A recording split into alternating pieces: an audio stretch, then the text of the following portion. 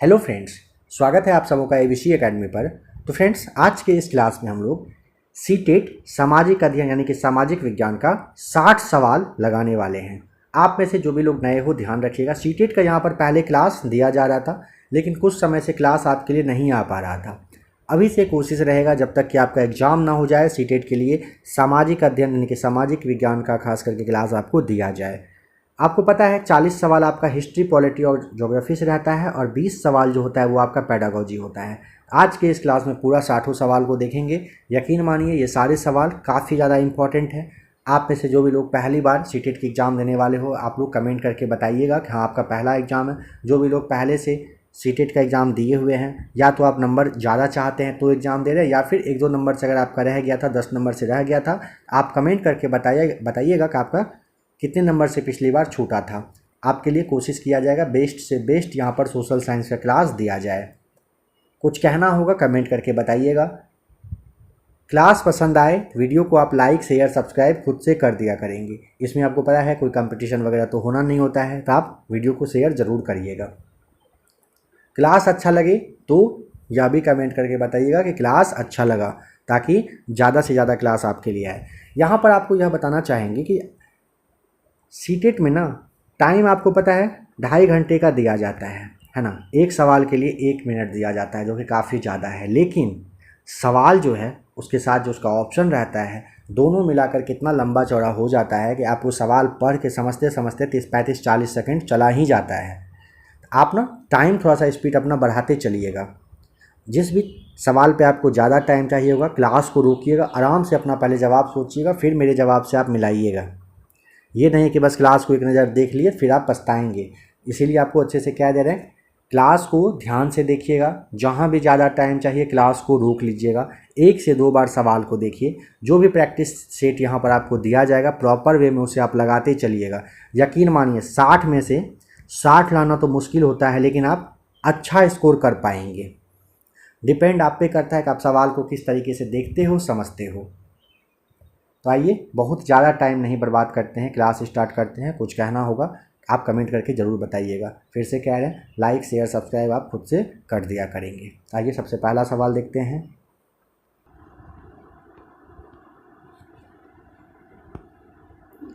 समुद्रगुप्त को किस वाद्य यंत्र को बजाते हुए सिक्कों पर दिखाया गया है? पहला ऑप्शन है तानपुरा, सेकेंड है सितार, तीसरा है वीणा और चौथा है बांसुरी। बताइए समुद्रगुप्त को कौन सा वाद्य यंत्र बजाते हुए दिखाया गया है? सही जवाब हो जाएगा ऑप्शन नंबर तीसरा, वीणा बजाते हुए दिखाया गया है। ध्यान रखिएगा। नंबर सेकेंड कह रहा है वह स्थान जहाँ के स्त्री पुरुषों ने गेहूँ, जौ उगाना और भेड़ बकरी पालना सबसे पहले सीखा, वह कौन सा जगह है? मोहनजोदड़ो है, मेहरगढ़ है, कुलडीहवा है या फिर चिरांद है? आपको पता होगा मेहरगढ़ यहाँ पर सही जवाब हो जाएगा ऑप्शन नंबर सेकेंड। ध्यान देंगे, कृषि का सबसे पहला साक्ष्य जो कि आपका गेहूं कहिए, जौ कहिए, यही मिला था। पशुपालन का भी साक्ष्य मिला था, कहाँ से? मेहरगढ़ से मिला था। नेक्स्ट क्वेश्चन है नंबर 93 यानी कि तीसरा। कह रहे कि अशोक के धम्म के संदर्भ में क्या असत्य है, गलत क्या है? पहला कह रहा है नौकरों से सद्व्यवहार, दूसरा कह रहा है कि लोगों का नैतिक उत्थान, तीसरा है विशिष्ट देवता की पूजा और चौथा है माता पिता एवं गुरुजनों का आदर। बताइए अशोक के धम्म के बारे में आपने पढ़ा है ना, उसके बारे में आपको बताना है क्या है यहाँ पर जो असत्य यानी कि गलत दिया हुआ है।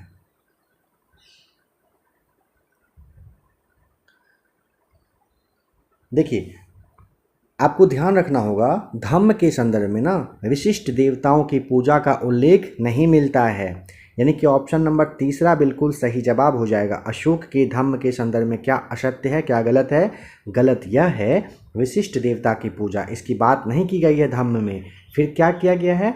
नौकरों से सद्व्यवहार मतलब अच्छा व्यवहार, लोगों का नैतिक उत्थान, माता पिता एवं गुरुजनों का आदर, ये सभी यहाँ पर फैक्ट है। ठीक है। नेक्स्ट कह रहा है आकस्मिक रोजगार से क्या अभिप्राय है, मतलब आकस्मिक रोजगार से आप क्या समझते हैं? पहला कह रहा है मजदूरों को वर्दी न देकर औपचारिक वस्त्रों में काम पर बुलाना या फिर मजदूरों को अपनी इच्छा अनुरूप काम पर आना। तीसरा कह रहा है नियुक्तिकर्ता द्वारा ज़रूरत के अनुरूप मजदूरों को काम पर बुलाना या फिर मजदूरों को तयपूर्ण खास अवधियों के लिए रोजगार दिया जाना। बताइए आकस्मिक रोजगार से आप क्या समझते हो? इन चारों में से कौन सा यहाँ पर सही है? देखिए यहाँ पर ना मजदूरों को, देखिए नियुक्तिकर्ता द्वारा जरूरत के अनुरूप मजदूरों को काम पर बुलाना, तीसरा वाला ऑप्शन पर ध्यान दीजिए, यही आपका सही है। इसे आप ना मौसमी कार्य या फिर मौसमी रोजगार भी कहते हो, ठीक है। काम के हिसाब से उनको बुलाना वो होता है आकस्मिक रोजगार। ध्यान रखिएगा, काफ़ी ज़्यादा इंपॉर्टेंट है। नेक्स्ट क्वेश्चन है नंबर 95, कह रहे हैं निम्न में से सत्य कथन का चयन करें। तो आइए देखते हैं सारे ऑप्शंस को। पहला कह रहा है हरिसेन ने गौतमी पुत्र श्री सातकर्णी की प्रशंसा में प्रशस्ति लिखी। दूसरा कह रहा है आर्यावर्त के शासक समुद्रगुप्त के लिए भेंट लाते थे। तीसरा कह रहा है दक्षिणापथ में 9 शासक थे। और चौथा है एहोल पल्लवों की राजधानी हुआ करती थी। बताइए इन चारों में से कौन सा ऑप्शन सही है? तो आइए देखते हैं राइट आंसर। आर्यावर्त के शासक समुद्रगुप्त के लिए भेंट लाते थे, यह कथन बिल्कुल सही है। आइए थोड़ा सा और समझते हैं इसके बारे में। आपको पता होगा कि गुप्त वंश के काफ़ी, कहिए कि आप कह सकते हो प्रतापी शासक थे समुद्रगुप्त। इन्होंने ना आर्यावर्त के, ध्यान रखिएगा, आर्यावर्त के 8 कितने, आर्यावर्त के 8 शासकों को युद्ध में हराया था, ठीक है। अपना उनको कहिए कि लोहा मनवाना जिसे आप कहते हो या फिर आधिपत्य स्वीकारना कहते हो, ये करवाया था।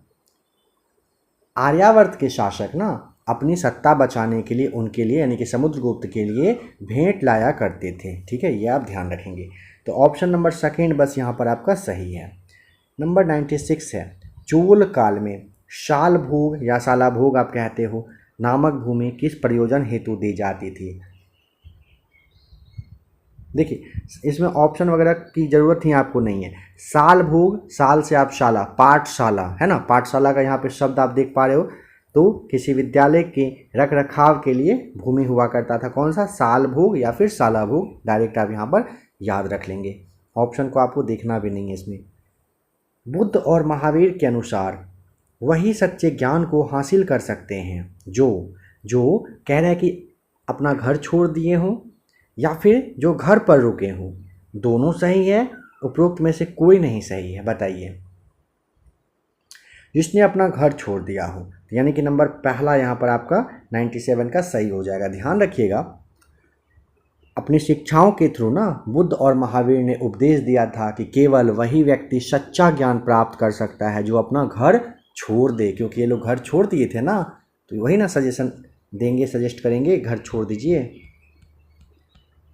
98 पर आइए, कह रहे हैं अलाउद्दीन खिलजी ने बाजार नियंत्रण हेतु कौन सा कदम नहीं उठाया? नहीं पर आप ध्यान देंगे अच्छे से।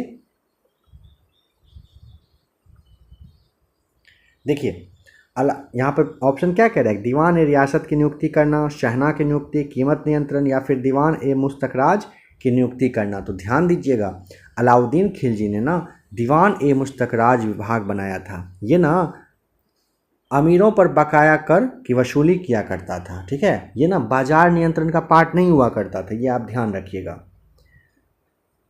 ये इसे काफ़ी ज़्यादा इम्पोर्टेंट है, याद रखना है आपको, ठीक है। नेक्स्ट क्वेश्चन क्या कह रहा है, कह रहा है कि वस्त्र व्यापार में निम्नलिखित में से कौन सा सबसे अधिक लाभ कमाएगा? वो व्यापारी जो बुनकरों को सूत उपलब्ध कराते हैं, बहुराष्ट्रीय कंपनी, बुनकर या फिर बुनकर सहकारी संस्थाएं।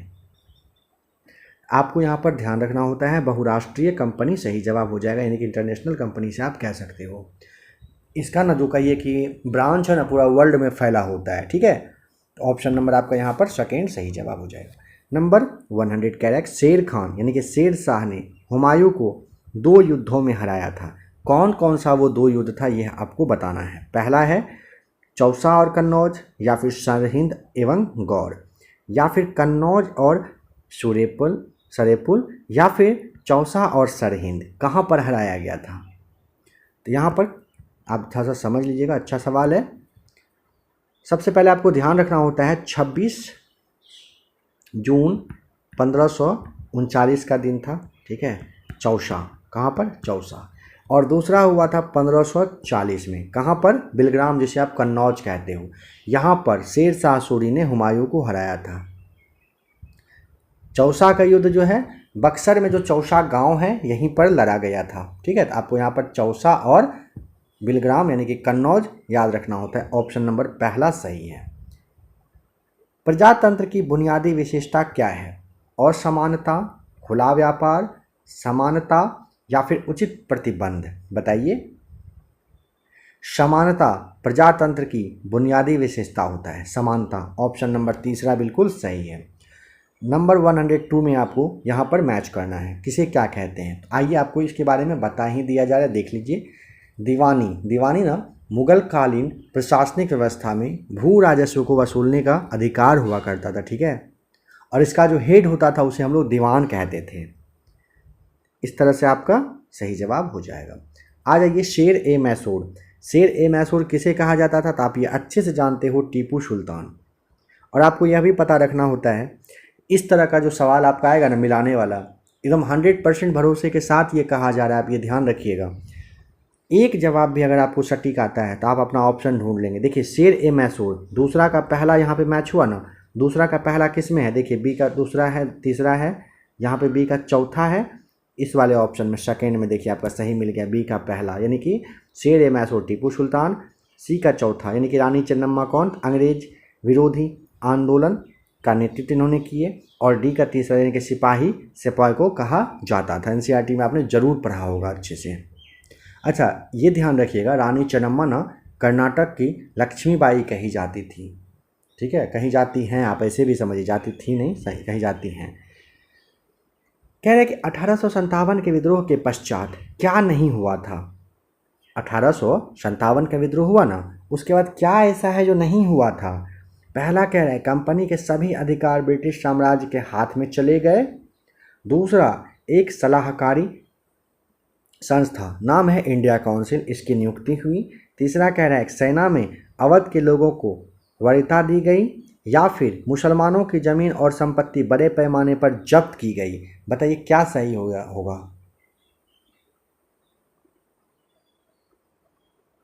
देखिए 1857 में ना जो विद्रोह हुआ था, इसके बाद सेना में अवध के लोगों को वरीयता दी गई थी। यहाँ पे दिया हुआ है ना, तो ये गलत है, नहीं दिया गया था, ये आप ध्यान रखिएगा। इसके अलावा क्या क्या हुआ था? कंपनी के सभी अधिकार ब्रिटिश साम्राज्य के हाथ में चला गया था, बिल्कुल हुआ था। एक सलाहकारी संस्था जिसे आप इंडिया काउंसिल कहते हो, इसकी नियुक्ति हुई थी, फिर सही है। मुसलमानों की ज़मीन और संपत्ति बड़े पैमाने पर जब्त की गई थी, यह भी सही है। तीनों ऑप्शन यहाँ पर सही है। कह रहे हैं 19वीं सदी में ज्योतिबा फूले के सत्यशोधक समाज, इन्होंने क्या प्रयास किया था? देखिए पहला, दम्भी ब्राह्मणों और उनके अवसरवादी धर्मग्रंथों से नीची जातियों की रक्षा करना था। जाति प्रथा पर आक्रमण करना था। जमींदार एवं महाजन विरोधी विप्लव का नेतृत्व करना था, या फिर अछूतों के लिए पृथक प्रतिनिधित्व की मांग करना था। सत्यशोधक समाज क्या किया था? देखिए सत्यशोधक समाज एक प्रमुख संस्था था, ब्राह्मण के अवसरवादी धर्मग्रंथ की कटु आलोचना इन्होंने किया था, और निम्न जातियों के लोगों की रक्षा की गई थी। ठीक है, तो ऑप्शन नंबर पहला जो है ना, ये सही है। सवाल बहुत बार पूछा गया है, ध्यान रखिएगा। गांधी जी ने जिस विदेशी पत्रकार को दांडी मार्च के समय अपने साबरमती आश्रम में ठहराया, वह था कौन था? देखिए क्या कह रहे हैं ना, दांडी मार्च, आप यहाँ पर याद करिए दांडी मार्च क्यों हुआ था? नमक के लिए हुआ था ना। और नमक कहाँ बनता है? फैक्ट्री में कहिए या फिर मिल में कहिए। मिल कह सकते हैं ना उसे, फैक्ट्री को मिल आप कह सकते हैं। याद रखने का तरीका है। अमेरिकी पत्रकार था मिल मतलब मिलर। नमक के बारे में, दांडी यात्रा के बारे में बात किया जा रहा है, तो मिल आपको जाना पड़ेगा। ऑप्शन नंबर दूसरा सही है। कह रहा है क्षुद्रग्रही कटिबंध निम्नलिखित में से किसके बीच है? क्षुद्र ग्रह किसके किसके बीच में है? तो देखिए क्षुद्र ग्रह ना, यहाँ पे ऑप्शन है मंगल बृहस्पति, पृथ्वी मंगल, बृहस्पति शनि, शनि और यूरेनस। तो मंगल और बृहस्पति के बीच में क्षुद्र ग्रह कटिबंध है। ठीक है, याद रखेंगे क्षुद्र ग्रह किसके किसके बीच में बना है, किसके किसके बीच में बनता है? मंगल और बृहस्पति के बीच में बनता है। आइए 107 पर। यहाँ पर स्टेटमेंट को पढ़ते हैं और समझते हैं। कह रहा है कविता सुबह 5 बजे बस अड्डे पर चाय बेचती है। वह 7 बजे कुएं से पानी लेने जाती है। घर वापस आकर वह खाना बनाती है, कपड़े धोती है, घर की सफाई करती है और फिर बाजार अपने चाय की दुकान के लिए सामान लेने जाती है। कविता सामना कर रही है किस तरह के काम का? देखभाल वाले काम का, दोहरा बोझ का, गृह कार्य का या फिर भुगतान के बदले कार्य का? बताइए किस तरह का काम किया जा रहा है उनके द्वारा? बस आपको बताना होता है दोहरा बोझ। काफ़ी इजी क्वेश्चन है, ठीक है। ऑप्शन नंबर सेकेंड सही जवाब हो जाएगा। निम्नलिखित में से कौन से मौलिक अधिकार का हनन होगा अगर जैन समुदाय के लोगों के एक समूह को जैन तीर्थंकरों की सीखों पर शिक्षा केंद्र खोलने की अनुमति नहीं दी जाती है? क्या कह रहा है? कौन सा मौलिक अधिकार खत्म हो जाएगा, नहीं काम कर रहा है वहाँ पर? किसका वो हनन हो रहा है? यदि जैन समुदाय के लोग, ठीक है, एक समूह को जैन तीर्थंकर की सीखों पर शिक्षा केंद्र खोलने की अनुमति नहीं दे, यहाँ पर क्या होता है? अनुच्छेद 29 यानी कि 29 और अनुच्छेद 30 यानी कि 30 का उल्लंघन होता है, ठीक है। यहाँ पर आपका सांस्कृतिक और शैक्षणिक अधिकार का हनन होना होता है। नंबर पहला, चलिए बताइए क्षोभ मंडल में तापमान, बताइए क्षोभ मंडल में तापमान क्या होगा? तो क्षोभ मंडल में ना तापमान ऊंचाई जाने पर इसके वायुदाब और तापमान में कमी आती है। कहाँ पर? क्षोभ मंडल में, याद रखिएगा। ऑप्शन नंबर पहला हो जाना है यहाँ पर, ठीक है। नेक्स्ट क्वेश्चन कह रहा है संवैधानिक उपचारों के अधिकार से क्या अभिप्राय है, क्या समझते हैं? इसका मतलब क्या होता है? मतलब होता है सरकार का संविधान में संशोधन करने का अधिकार, या फिर नागरिकों का उनके मौलिक अधिकारों के हनन होने पर न्यायालय में अपील करने का अधिकार, या फिर सरकार को संवैधानिक प्रावधानों का प्रयोग करते हुए अपनी शक्ति को बढ़ाने का अधिकार, या फिर नागरिकों को संविधान में नए प्रावधानों को जोड़ने की मांग करने का अधिकार। क्या होता है? संवैधानिक उपचारों के अधिकार से आप क्या समझते हो, ये बताइए। तो ये ना सर्वोच्च न्यायालय वगैरह में जा सकते हैं ना, तो ऑप्शन नंबर सेकेंड यहाँ पर सही जवाब हो जाएगा। नागरिकों का उनके मौलिक अधिकारों के हनन होने पर न्यायालय में अपील करने का अधिकार को आप संवैधानिक उपचार के अधिकार के नाम से जानते हो। कौन सा एक यहाँ पर कह सही मैच किया हुआ नहीं है? देखिए यहाँ पर देख ही लीजिए राइट आंसर। सिंहभूम कहाँ है? झारखंड में। क्यों फेमस है? लौह अयस्क के लिए सही है। रानीगंज कहाँ है? पश्चिम बंगाल में। क्यों फेमस है? यहाँ पे कोयला के लिए फेमस है। कटनी मध्य प्रदेश क्यों फेमस है? सीमेंट और पत्थर उद्योग के लिए। गुंटूर आंध्र प्रदेश चूड़ी के लिए दिया हुआ है, गलत है, ठीक है, चूड़ी यहाँ पर नहीं होगा। फिर क्या होगा? आप यहाँ पर तंबाकू कह सकते हो। साथ ही साथ लाल मिर्च के लिए फेमस है, साथ ही साथ कपास के लिए फेमस है। गुंटूर आंध्र प्रदेश, चूड़ी के लिए नहीं है, याद रखिएगा। सर्वोच्च न्यायालय के किस क्षेत्राधिकार के अंतर्गत केंद्र एवं राज्यों के बीच विवाद को शामिल किया जाता है? प्रारंभिक क्षेत्राधिकार आता है, अपीलीय, सलाहकारी, अवशिष्ट क्षेत्राधिकार। बताइए।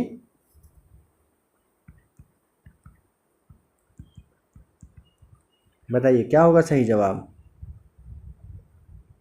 प्रारंभिक क्षेत्राधिकार कहलाएगा नंबर पहला। ध्यान दीजिएगा, भारतीय संविधान के अनुच्छेद 151 के अंतर्गत ना सर्वोच्च न्यायालय को संघ और राज्य या फिर राज्य और राज्य के बीच में ही कहीं अगर कोई विवाद होता है ना, तो इसका सॉल्यूशन यानी कि हल निकालने का जो अधिकार है वो प्रारंभिक क्षेत्राधिकार कहलाता है। सबसे उचित विकल्प को लेते हुए वाक्य को पूरा करें। कह रहा है सामाजिक विज्ञान के शिक्षण में हम क्या कह रहा है? एक सेकंड जरा सा रुकिएगा।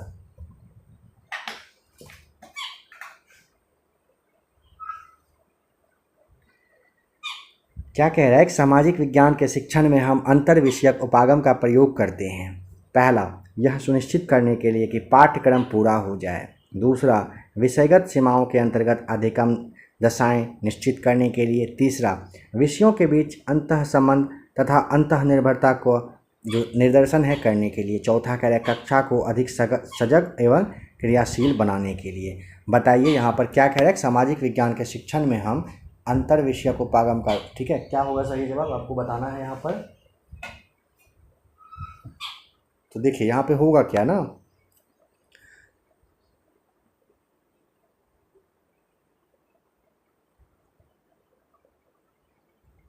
नंबर तीसरा पर ध्यान दीजिएगा, विषयों के बीच अंतर संबंध या अंतर निर्भरता का निर्देशन करने के लिए यहाँ पर सही जवाब हो जाएगा। ठीक है, नेक्स्ट क्वेश्चन है नंबर 114। कह रहा है एक लोकतांत्रिक कक्षा में शिक्षकों की क्या जिम्मेदारी है, क्या जिम्मेदारी है बताइए। पहला कह रहा है कक्षा संबंधी निर्णय सरकार के लिए छोड़ना, कक्षा में अनुशासन संबंधी मुद्दों को नज़रअंदाज करते हुए पाठ्यक्रम पर ध्यान देना। तीसरा कह रहा है स्कूल प्रबंधन और छात्रों के बिना स्वतंत्र रूप से नियम और कायदे स्थापित करना। चौथा कह रहा है छात्रों को अपनी बात स्वतंत्र रूप से कहने के लिए युक्तिपरक अवसर प्रदान करना। सही जवाब क्या होगा, देखिए समझ गए होंगे आप, है ना। छात्रों को अपनी बात स्वतंत्र रूप से कहने के लिए युक्तिपरक कहिए कि अवसर आप देंगे ना, तो ये क्या है, शिक्षकों की यही जिम्मेदारी है, यही आपको करना चाहिए। ठीक है, बच्चों को क्या करेंगे, स्वतंत्र रूप से फ्री करेंगे। ठीक है भाई, जो जवाब देना है दो।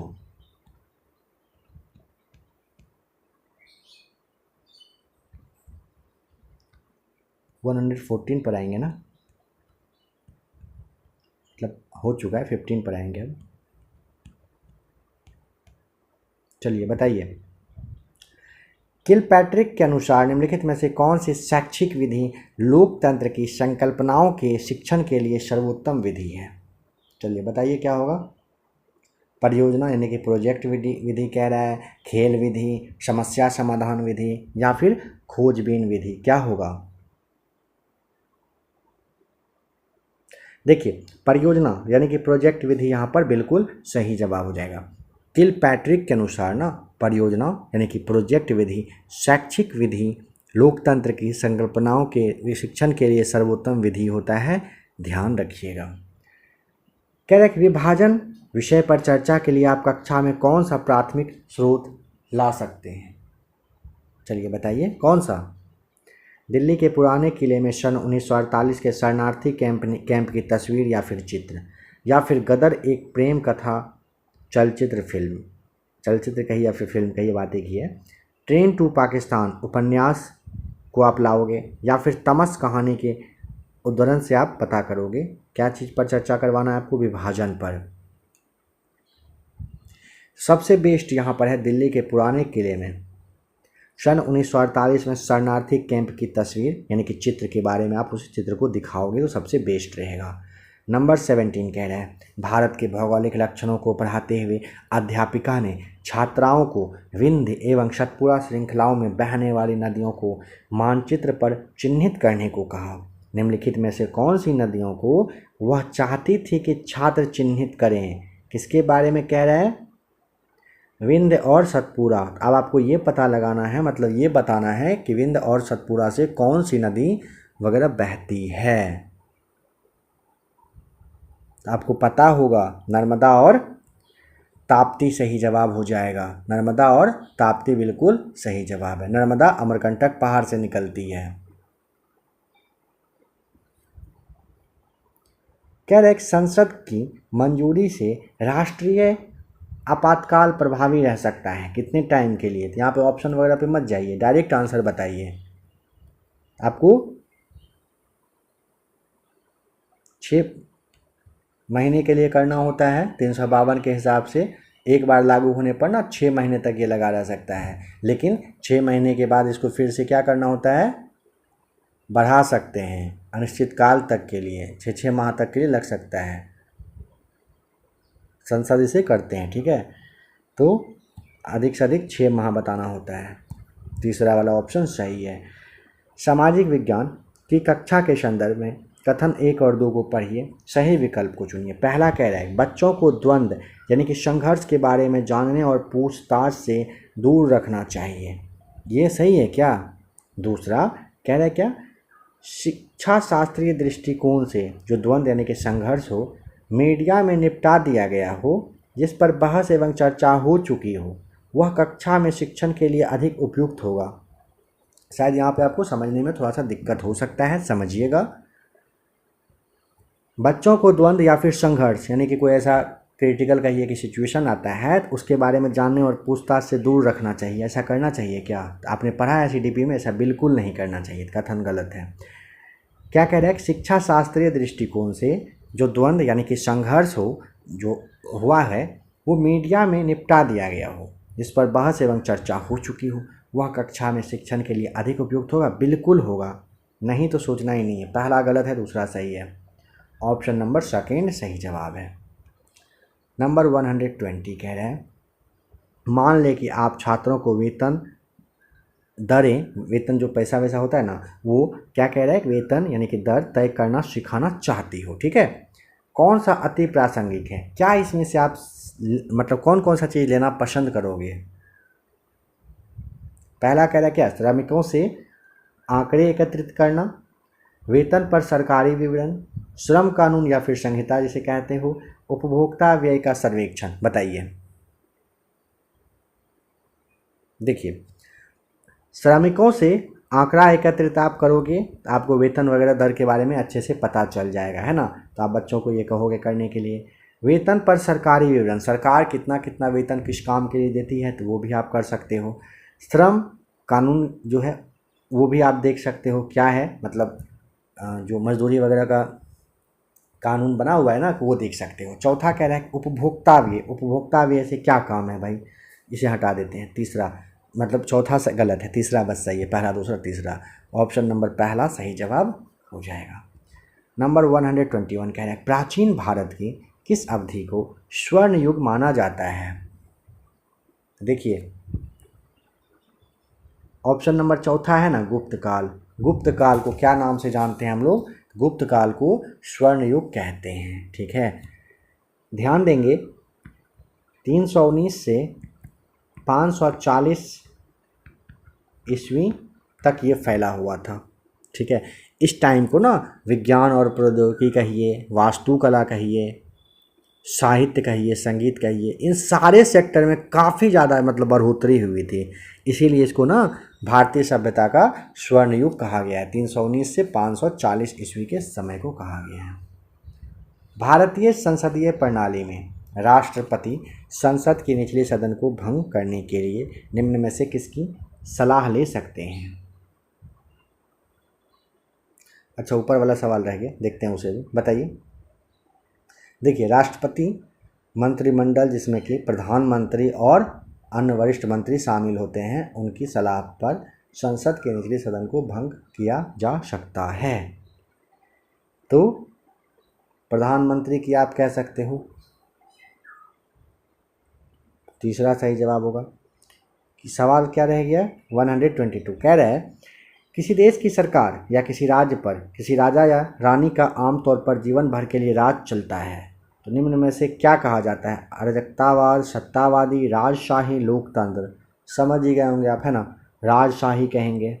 तीसरा वाला सही जवाब है। 124 पर आइए।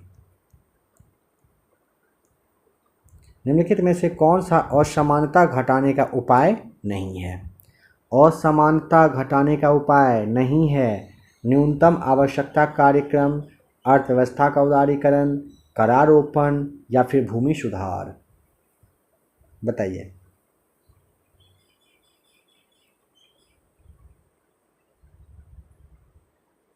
देखिए, अर्थव्यवस्था का उदारीकरण आपको पता है ना क्या होता है, क्यों हुआ था?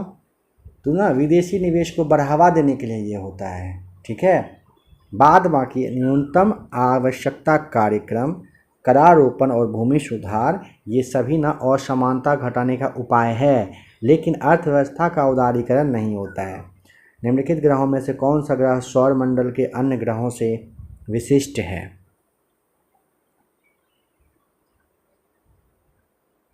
बताइए। बृहस्पति नंबर सेकेंड सही जवाब है। गोलाकार, प्रकाश और हरा पट्टी के साथ कहिए प्रतिष्ठित है ये। 12 उपग्रहों वाला बृहस्पति सौरमंडल के अन्य ग्रहों से विशिष्ट है। 126 कह रहा है निम्नलिखित में से कौन सा विकल्प आलोचनात्मक चिंतन के बेहतर अवसर प्रदान करने वाले सामाजिक विज्ञान की कक्षा को बेहतर तरीके से दर्शाता है। सवाल फिर से पढ़ते हैं। कौन सा विकल्प आलोचनात्मक चिंतन, क्या कह रहा है, आलोचनात्मक चिंतन के बेहतर अवसर प्रदान करने वाले सामाजिक विज्ञान की कक्षा को बेहतर तरीके से दर्शाता है। पहला कह रहा है छात्र केवल शैक्षिक या शिक्षण गतिविधि के अंत में सवाल यानी कि प्रश्न पूछ सकता है। दूसरा कह रहा है छात्रों के प्रश्नकाल का समय शिक्षक के प्रश्नकाल के समय के अनुपात में अधिक है। तीसरा कह रहा है कक्षा में चर्चा किए विषय पर प्रमाण उपलब्ध कराना। चौथा कह रहा है शिक्षक को विषय पर एक से अधिक विचार यानी कि दृष्टिकोण रखना चाहिए, होना चाहिए। बताइए।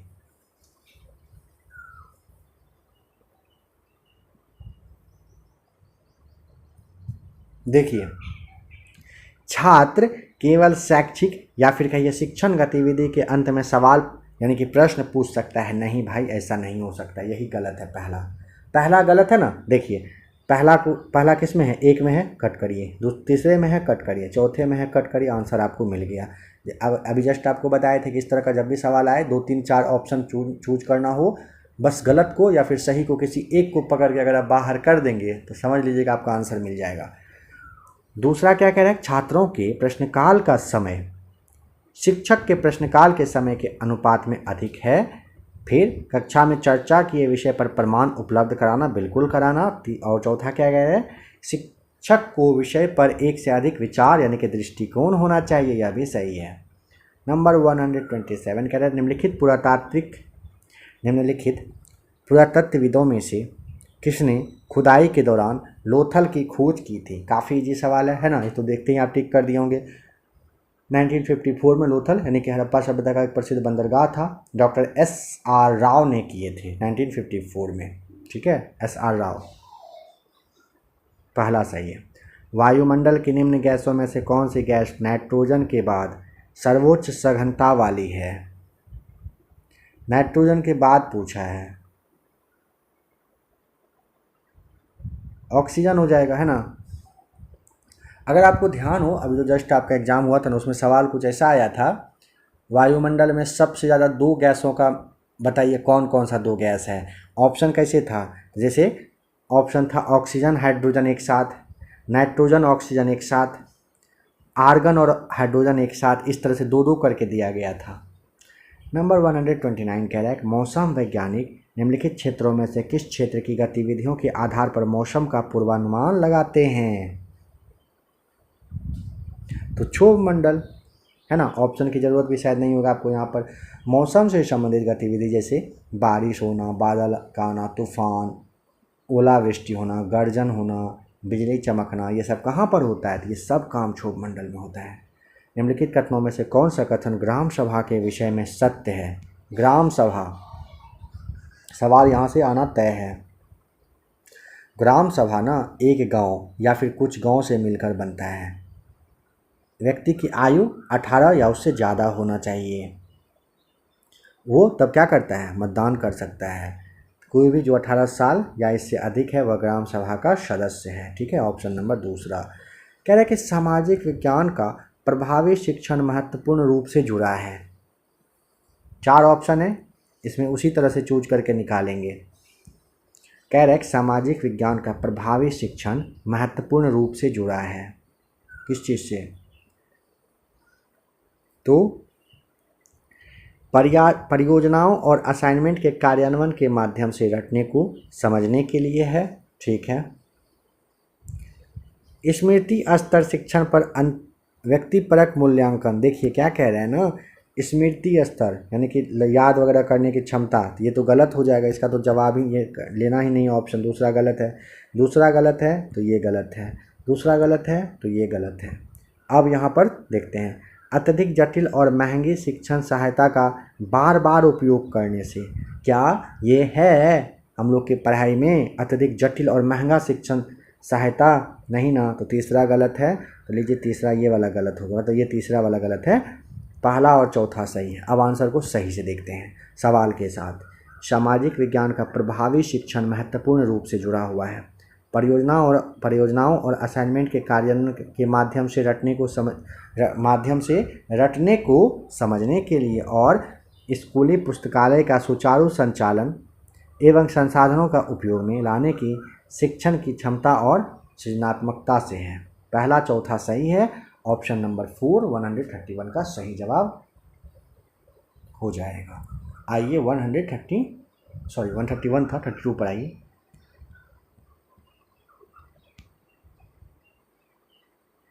सामाजिक विज्ञान की कक्षा में अध्यापक एक विशेष संस्कृति के शिल्प, तथ्य और लोक कथाओं का प्रयोग करता है ताकि उस संस्कृति के संदर्भ में छात्रों की जिज्ञासा बनाई रखी जा सके। यह उदाहरण है किस चीज़ का? कहानी कथन का, रोल प्ले का, स्रोत पद्धति का, या फिर मुक्त परिप्रश्न का? देखिए, सामाजिक विज्ञान की कक्षा में अध्यापक एक विशेष संस्कृति के शिल्प, तथ्य और लोक कक्षाओं का कक्षाओं था ना, कथाओं से कह दिए थे, कक्षाओं का प्रयोग करता है ताकि उस संस्कृति के संदर्भ में छात्रों की जिज्ञासा बनाई रखी जा सके। किस किस चीज़ के लिए? तो देखिए, स्रोत पद्धति का हो जाएगा और मुक्त परिप्रश्न का हो जाएगा। तीसरा चौथा से यहाँ पर सही जवाब है, तो नंबर 4 सही जवाब हो जाएगा। कक्षा में महिलाओं की समस्याओं की ओर संवेदनशीलता को प्रोत्साहित किया जा सकता है। क्या कह रहा है? कक्षा में महिलाओं की समस्याओं की ओर संवेदनशीलताओं को प्रोत्साहित किया जा सकता है। छात्रों को इतिहास में महिला के ऊपर पाठ्य पुस्तकों को पढ़ने के लिए कहने के द्वारा, या फिर महिलाओं के लिए संवैधानिक प्रावधानों को सूचीबद्ध करने के द्वारा, या फिर भेदभाव के साक्ष्यों पर सामूहिक आत्म विश्लेषण के द्वारा, या फिर समाज में पुरुषों और महिलाओं के बीच शक्ति यानी कि बल संबंधों पर चर्चा करने के द्वारा सही विकल्प का चयन करिए।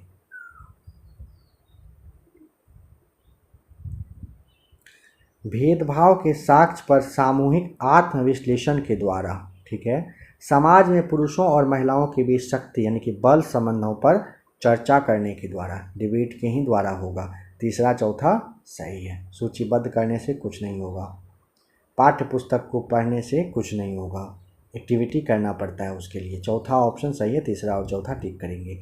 सामाजिक विज्ञान बच्चों को प्रमुख रूप से तैयार करता है किस चीज़ के लिए? स्वतंत्र रूप से सोचने की क्षमता हेतु, अंधविश्वासों पर प्रश्न करने की क्षमता हेतु, या फिर लिंग पूर्वाग्रह और रूढ़ियों की बनी पूर्व समझ को तोड़ने की समझ बनाने हेतु, या फिर सामुदायिक नियमों और सामाजिक आचारों का पालन करने की क्षमता हेतु। बताइए। देखिए, सामाजिक विज्ञान ना बच्चों को प्रमुख रूप से तैयार करता है, ठीक है, स्वतंत्र रूप से सोचने की क्षमता हेतु, सही है। अंधविश्वास पर प्रश्न उठाने की क्षमता हेतु, सही है। लिंग पूर्वाग्रह और रूढ़ियों की बनी पूर्व समझ को तोड़ने की समझ बनाने हेतु, सही है। सामुदायिक नियमों और सामाजिक आचारों का पालन करने की क्षमता हेतु, नहीं। आप समाज के द्वारा बनाए गए नियम कानून को पालन करेंगे ऐसा जरूरी नहीं है। तो पहला, दूसरा, तीसरा सही है, नंबर 1 सही जवाब है। निम्नलिखित कथन पर विचार करिए और सही विकल्प का चयन करिए। पहला क्या कह रहा है? अल्पसंख्यक शब्द का इस्तेमाल ऐसे समुदाय के लिए किया जाता है जो संख्या की दृष्टि से बाकी आबादी के मुकाबले बहुत कम है। क्या यह सही है? बताइए। हाँ, सही है। अल्पसंख्यक शब्द केवल संख्या के सवाल तक ही सीमित नहीं होते हैं, बल्कि सत्ता, संसाधन तक पहुंच आदि मुद्दों इससे जुड़े हुए हैं। यह भी सही है, दोनों कथन सही है। पहला टिक करेंगे। सामाजिक अध्ययन विषय निम्न में से किस सिद्धांत पर आधारित है? ज्ञान एक इकाई है पर, ज्ञान समाज का आधार है पर, ज्ञानहीन मानव सामाजिक नहीं है पर, या इनमें से कोई नहीं?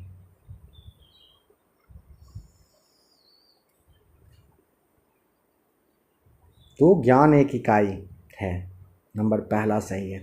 सामाजिक अध्ययन विषय निम्न में से किस सिद्धांत पर आधारित है? तो ज्ञान एक इकाई है पर है। यहाँ पर क्या कह रहा है? अभिकथन और मतलब रीजनिंग और उसका सॉल्यूशन दिया हुआ है। कह रहे हैं कि इतिहास में साम्राज्य वन संसाधनों के लिए आदिवासियों पर निर्भर होते थे। ठीक है, सही बात, एकदम सही है।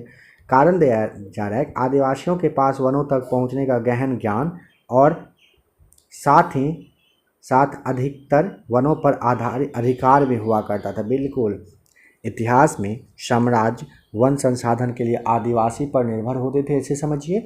और आदिवासी आपको पता है जंगल में रहते थे और उनका पहुंच हर जगह तक होता था, जंगल में खास करके। दोनों यहाँ पर सही है, तो उस तरह का ऑप्शन जो होगा टिक कर देना है आपको। ए और आर दोनों सही है, व्याख्या करता है ए। सामाजिक विज्ञान विषय के संदर्भ में निम्नलिखित में से कौन सा कथन असत्य है, गलत है? बताइए कौन सा गलत है। पहला, सामाजिक विज्ञान में आर्थिक, राजनीतिक, भौगोलिक तथा ऐतिहासिक क्षेत्रों से सामग्री ग्रहण की जाती है। सामाजिक विज्ञान के बारे में आपसे पूछा जा रहा है। सही है, सामाजिक विज्ञान में आर्थिक, राजनीतिक, भौगोलिक, ऐतिहासिक सभी सामग्री शामिल होता है। सेकेंड, सामाजिक विज्ञान के प्रकरण किसी एक विषय से संबंधित होते हैं। नहीं भाई, गलत मिल गया। देखिए, सामाजिक विज्ञान का प्रकरण कह रहा है किसी एक विषय से संबंधित है, नहीं, सभी विषय से संबंधित होता है सामाजिक विज्ञान। सामाजिक विज्ञान बच्चों में सामाजिक व्यवहार के लिए उपयोगी एवं लाभदायक है। हाँ है। सामाजिक विज्ञान की शिक्षा से सामाजिकता लाने पर बल दिया जाता है। बिल्कुल सही है। 139 कैरेक्ट, निम्न में से समस्या समाधान विधि का गुण क्या है? समस्या समाधान विधि का गुण बताइए क्या है?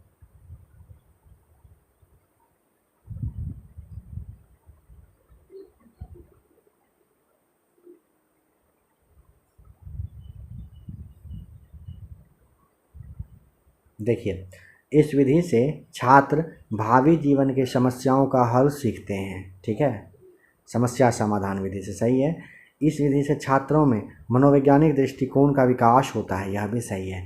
यह विधि छात्रों को स्वाध्याय के लिए प्रेरित करती है, यह भी सही है। सभी यहाँ पर फैक्ट दिया गया है। सामाजिक अध्ययन शिक्षण में परिवीक्षित विधि का दोष है क्या? सामाजिक अध्ययन शिक्षण में परिवीक्षित विधि का दोष क्या है? इसमें समय अधिक लगता है, यह एक कालांश अपर्याप्त होता है, यह विधि खर्च से जुड़ा हुआ होता है, इसमें शिक्षकों को काफ़ी मेहनत करना पड़ता है। सभी यहाँ पर सही है। नंबर 4, सामाजिक विज्ञान में पाठ्य सहगामी क्रियाओं का उद्देश्य है क्या?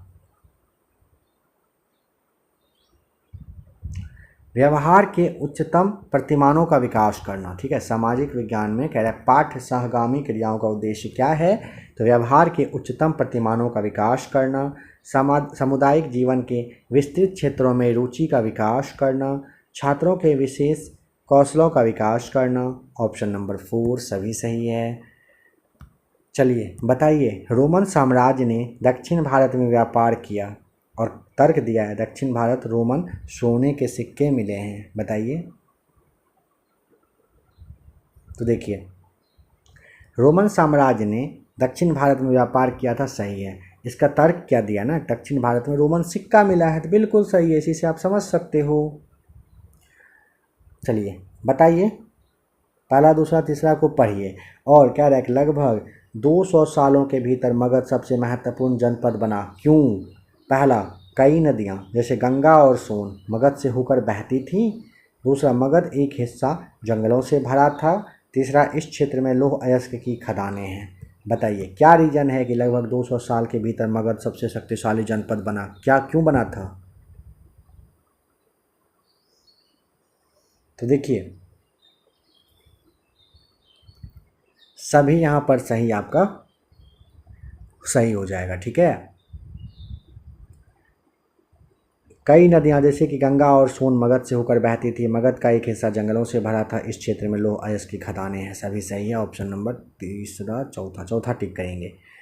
कह रहे सामाजिक अध्ययन शिक्षण में पाठ योजना का निर्माण करने से क्या लाभ होता है? तो देखिए, उपयुक्त वातावरण तैयार होता है, आत्मविश्वास के साथ शिक्षण होता है, क्रियाओं का निश्चित होना होता है, सभी यहाँ पर सही हो जाएगा। ठीक है, पाठ योजना का निर्माण करने से क्या मतलब होता है सामाजिक अध्ययन में, सभी सही है, यहाँ पर ये सभी होते हैं। सामाजिक अध्ययन शिक्षण में तात्कालिक मामलों का उद्देश्य है। सामाजिक अध्ययन शिक्षण में तात्कालीन मामलों का उद्देश्य क्या है? छात्रों के सामान्य ज्ञान की वृद्धि करना, आलोचनात्मक चिंतन का विकास करना, पाठ्य पुस्तकों की विषय वस्तु को आधुनिकतम एवं पूर्ण बनाना, या फिर सभी। देखिए, सामाजिक अध्ययन शिक्षण में तात्कालिक मामलों का उद्देश्य है छात्रों के सामान्य ज्ञान की वृद्धि करना, आलोचनात्मक चिंतन का विकास करना, पाठ्य पुस्तकों की विषय वस्तु को आधुनिकतम एवं पूर्ण बनाना है। सभी यहाँ पर सही है। कह रहा है 146 में सामाजिक अध्ययन में मूल्यांकन की प्रक्रियाओं को प्रयुक्त करने का कार्य अन्य विषयों की अपेक्षा सरल है, जटिल है, अधिक जटिल है, ये सभी है। बताइए क्या होगा? देखिए, सामाजिक अध्ययन के में अगर मूल्यांकन की बात की जाए ना तो यह विषय अन्य विषय की अपेक्षा अधिक जटिल हो जाता है। दूसरा सही जवाब है। चलिए 147 क्या कह रहा है, मैच करिए। सरकारी के स्तर और निर्णय के प्रकार, कौन कौन क्या निर्णय ले सकता है यह बताना है। केंद्र सरकार 2000 रुपये का नोट जारी करना हो तो केंद्र के द्वारा किया जाएगा। राज्य सरकार क्या करेगा? राज्य सरकार के द्वारा क्षेत्रीय परिवहन कार्यालय बनाने का निर्णय लिया जा सकता है, क्षेत्रीय। और स्थानीय सरकार लोकल गवर्नमेंट का काम क्या हो सकता है, क्या होता है? रत्नागिरी में एक हिस्से को खोलने का निर्णय लेना हो सकता है। ठीक है, इस तरह से सही जवाब 147 अगर आपका सही हो जाएगा। केंद्र सरकार के लिए ये, राज्य के लिए ये, यानी कि पहला का दूसरा, दूसरा का तीसरा, ऑप्शन नंबर तीसरा यहाँ पर सही है। कह रहा है सामाजिक अध्ययन शिक्षण के अंतर्गत इकाई योजना का निर्माण करते समय निम्न में से किस पर ध्यान देना आवश्यक है? बताइए। देखिए, सभी यहाँ पर होगा, समझ लेते हैं। सामाजिक अध्ययन शिक्षण के अंतर्गत इकाई योजना का निर्माण करते समय निम्न में से किस पर ध्यान देना आवश्यक है? तो शिक्षण बिंदु संक्षेप में लिखे जाएं।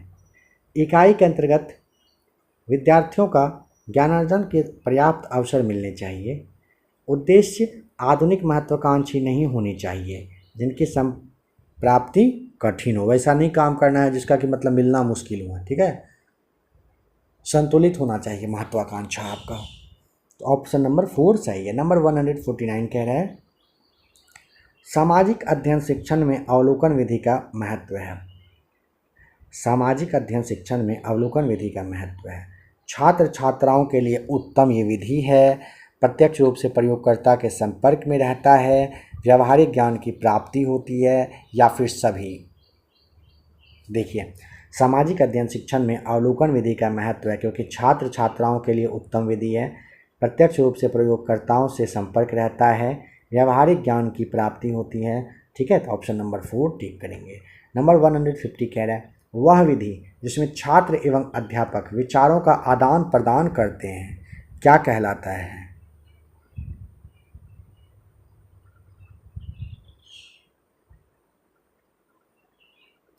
विचार विमर्श विधि हो जाएगा सही जवाब। देखिए, ये सबसे ज़्यादा फैक्ट है। इसके अलावा आप देखिए, वह विधि जिसमें छात्र एवं अध्यापक विचार का आदान प्रदान करते हैं क्या कहलाता है? तो आप इसे प्रश्नोत्तर विधि भी कहेंगे। ठीक है, थोड़ा सा देखिएगा, प्रश्नोत्तर विधि भी होता है, विचार विमर्श भी होगा, परियोजना विधि भी होता है। चौथा सही जवाब हो जाएगा। ठीक है, दूसरा ना होकर के चौथा होगा। सभी यहाँ पर बिल्कुल सही है। ध्यान रखिएगा, काफ़ी ज़्यादा इंपॉर्टेंट क्वेश्चन है आपके लिए। ठीक है, तो फ्रेंड्स अभी आज की इस क्लास में आपने 150 क्वेश्चन देखा। आशा करता हूँ क्लास आपको अच्छा लगा होगा, है ना। अगर आपको क्लास पसंद आया हो और भी क्लास देखना चाहते हैं तो प्लेलिस्ट आकर के चेक करिएगा। थंबनेल भी अभी आपको शो करेगा, यहाँ पर टच करके आप देख सकते हो। एनसीईआरटी क्लास देखना हो तो वह भी देख लीजिएगा। आशा करते हैं क्लास अच्छा लगा होगा तो आपने वीडियो को लाइक भी कर ही दिया होगा, है ना। इसमें कहने की कोई ज़रूरत है नहीं, मेरा काम है क्लास देना और आपका काम है वीडियो को लाइक वगैरह कर देना, तो आप खुद से कर दिया करेंगे।